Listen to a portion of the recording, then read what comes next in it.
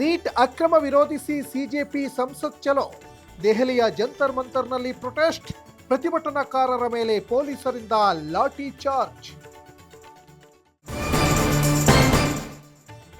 ದೇವೇಗೌಡ ಪತ್ನಿ ಚೆನ್ನಮ್ಮ ಅಂತಿಮ ಯಾತ್ರೆ.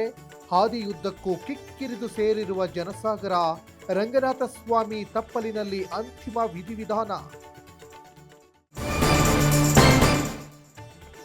ಎಸ್ಐಆರ್ನಿಂದ ಶಿಕ್ಷಕರ ಬಿಡುಗಡೆಗೊಳಿಸಿ.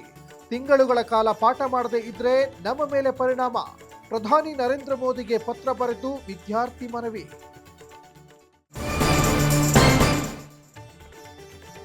ಬೆಂಗಳೂರಿನ ಪೌರ ಕಾರ್ಮಿಕರಿಗೆ ಸ್ಟಡಿ ಟೂರ್ ಭಾಗ್ಯ. ಕರ್ನಾಟಕದ 6 ನಗರಗಳಿಗೆ ಅಧ್ಯಯನ ಪ್ರವಾಸ. ಸ್ವಚ್ಛ ಭಾರತ್ ಮಿಷನ್ ಅಡಿ ಯೋಜನೆ.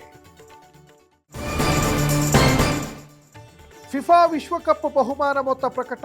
6,322 ಕೋಟಿಗೂ ಅಧಿಕ ಹಣ ವಿತರಣೆ.